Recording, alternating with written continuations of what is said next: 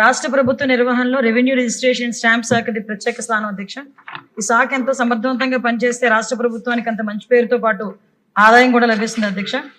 మా అధినేత సీఎం చంద్రబాబు నాయుడు గారు గతంలో రెవెన్యూ శాఖ మంత్రిగా పనిచేసినప్పుడు, ఉమ్మడి రాష్ట్రానికి ముఖ్యమంత్రిగా పనిచేసినప్పుడు, నవ్యాంధ్ర తొలి సారథిగా ప్రభుత్వాన్ని నడిపినప్పుడు రెవెన్యూ శాఖలో అనేక సంస్కరణలు తీసుకొచ్చారు అధ్యక్ష.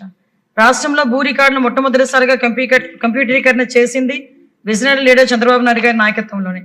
ప్రజల వద్దకు పాలన పేరుతో ప్రజల రెవెన్యూ సమస్యలకు పరిష్కారం వారి గుమ్మం వద్దనే తీర్చిన ఘనత కూడా తెలుగుదేశం ప్రభుత్వం అనేది అధ్యక్ష.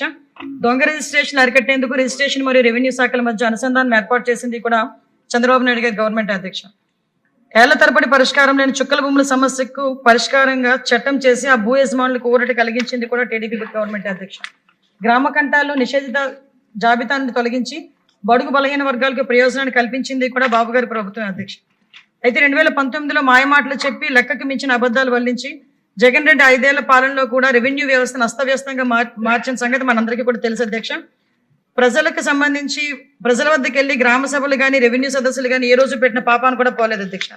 పైగా తమ స్వార్థంతో ప్రభుత్వ భూములతో పాటు ప్రైవేటు భూములను కూడా మింగేయాలని అదే దురుద్దేశంతో దేశంలో ఎక్కడా లేని భూ సమస్యలు కూడా సృష్టించిన సంగతి మనందరికీ కూడా తెలుసు అధ్యక్ష. బడుగు బలహీన వర్గాలకు మేలు చేస్తున్న మన నెపంతో అధ్యక్ష అసైన్ భూముల్ని 20 TA నుండి తొలగించి ఫ్రీ హోల్డ్ చేస్తామని కూడా చెప్పారు అధ్యక్ష.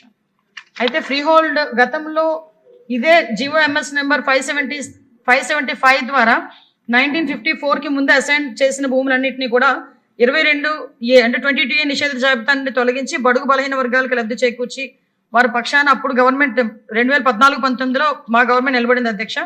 కానీ ఇప్పుడు మేము చేసినప్పుడు చాలా పారదర్శకంగా ఎటువంటి అవినీతికి వివాదాలకు తావు లేకుండా చేశాం అధ్యక్ష. కానీ జగన్మోహన్ రెడ్డి గవర్నమెంట్ లో అసైన్ భూముల్ని ఫ్రీ హోల్డ్ అంత అక్రమంగానే సాగిన సంగతి మనందరికీ కూడా తెలుసు అధ్యక్ష. అసైన్ చేసి 20 ఏళ్ళు నిండని భూముల్ని కూడా ఫ్రీ హోల్డ్ చేయటం, ప్రభుత్వ భూముల్ని ఫ్రీ హోల్డ్ చేసి తమ పేరు మీద రాసుకోవటం, ఫ్రీ హోల్డ్ నిర్ణయానికి ముందే అమాయకులను అసైన్లకు ఆశ చూపి కారు చౌకగా ఆ భూముల్ని కొట్టేసిన సంగతి కూడా మనందరికీ కూడా తెలుసు అధ్యక్ష. మా ప్రభుత్వం వచ్చిన తర్వాత ఫ్రీ హోల్డ్ చేసిన భూములు రీవెరిఫికేషన్ చేయించింది అధ్యక్ష. అయితే ఇందులో సుమారుగా 13 లక్షలకు పైగా ఎకరాలని ఫ్రీ హోల్డ్ చేయగా అధ్యక్ష, అందులో దాదాపు 5 లక్షలకు పైగా ఎకరాలు నిబంధనలకు విరుద్ధంగా ఫ్రీ హోల్డ్ చేశారు అధ్యక్ష. అంటే దాదాపు 40% మేరకు అవకతవకలు చోటు చేసుకున్న సంగతి కూడా సభ ముందు పెడుతున్నాం అధ్యక్ష. ఫ్రీ హోల్డ్ చేసిన భూముల్లో జరిగిన రిజిస్ట్రేషన్స్ లో కూడా అక్రమాలు చోటు చేసుకున్నాయి అధ్యక్ష. 25,000 ఎకరాలకు పైగా రిజిస్ట్రేషన్ జరగగా అందులో 8,000 ఎకరాలు చట్టవిరుద్ధంగా రిజిస్ట్రేషన్ జరిగినాయి అధ్యక్ష. అంటే అధికార బలాన్ని అడ్డు పెట్టుకుని ప్రైవేట్ భూములను కూడా కబ్జాలు పెట్టారు అధ్యక్ష. ప్రభుత్వం మారిన తర్వాత అధ్యక్ష వైసీపీ నేతల బాధితులంతా అధ్యక్ష మా ముందుకు వచ్చి గోడు వెళ్ళబూసుకున్న పరిస్థితి కూడా అధ్యక్ష. మాక్సిమం గ్రీవెన్సెస్ చూస్తే అధ్యక్ష పోలీస్ డిపార్ట్మెంట్ కి రెవెన్యూ డిపార్ట్మెంట్ కి కలిపి ఉన్నవి 70% భూ వివాదాలు అధ్యక్ష.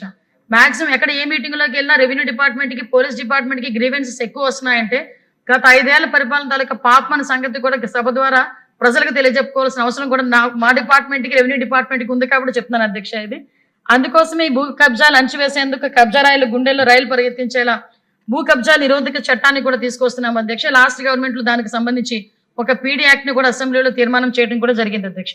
అంతకుముందే ఈ భూ యజమానులను భయాందోళనకు గురి చేసిన వారి ఆస్తుల పాలట ప్రమాదంగా మన ల్యాండ్ టైటిలింగ్ యాక్ట్ ని కూడా రద్దు చేయడం జరిగింది అధ్యక్ష. కేంద్ర ప్రభుత్వం ఒక మంచి ఉద్దేశంతో నిధులు సమకూర్చి రీసర్వే డిజిటలైజేషన్ చేయమని చెప్తే అధ్యక్ష దాని స్వార్థ ప్రయోజనాలు వాడుకున్న పరిస్థితి కూడా లాస్ట్ గవర్నమెంట్ లో కనిపించింది అధ్యక్ష. రీసర్వే ప్రాజెక్టు మొత్తాన్ని తప్పులు తడకలుగా మార్చింది.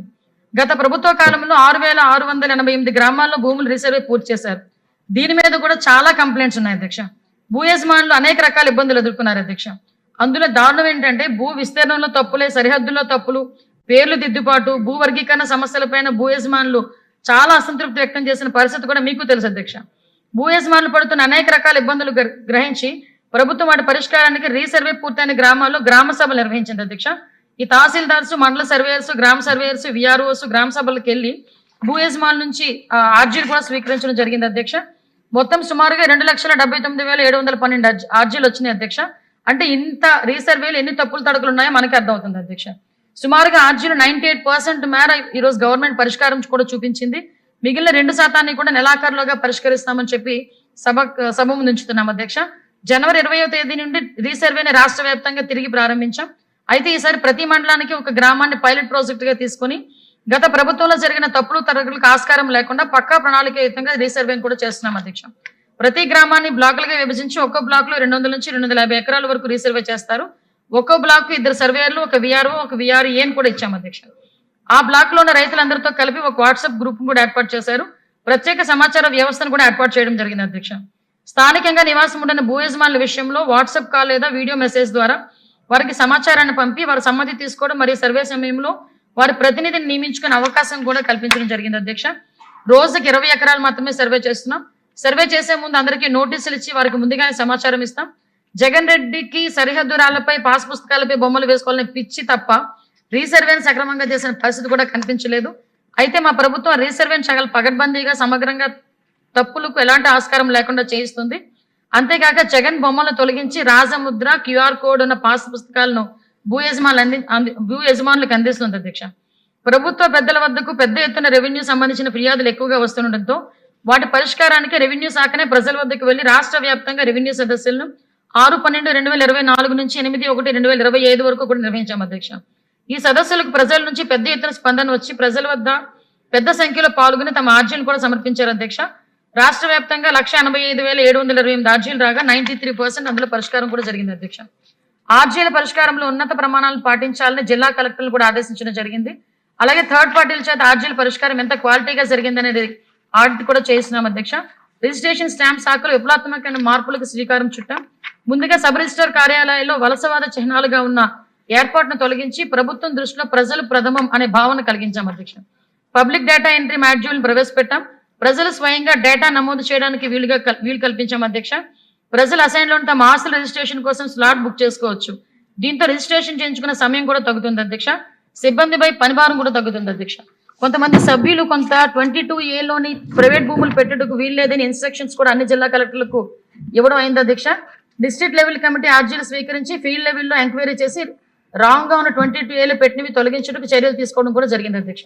అలాగే అధ్యక్ష, ఇందాక మీకు చెప్పాను అధ్యక్ష, రీసర్వే ఎన్ని గ్రామాల్లో కూడా జరిగిందన్నది.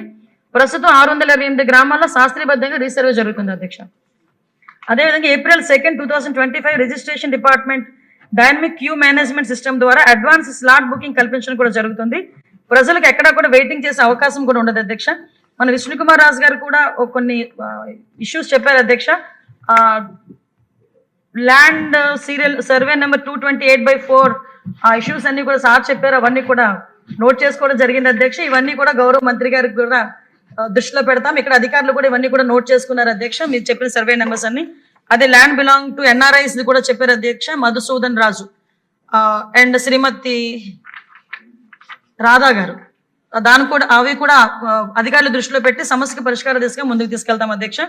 2025-26 ఆర్థిక సంవత్సరానికి రెవెన్యూ, రిజిస్ట్రేషన్, స్టాంప్స్ మరియు రిలీఫ్ శాఖలకు గాను మొత్తం 3,840 కోట్లు 88,90,000 కేటాయించాం. ఈ డిమాండ్ గౌరవ సభ్యులందరూ ఆమోదించాల్సిందిగా కోరుతున్నాను అధ్యక్ష.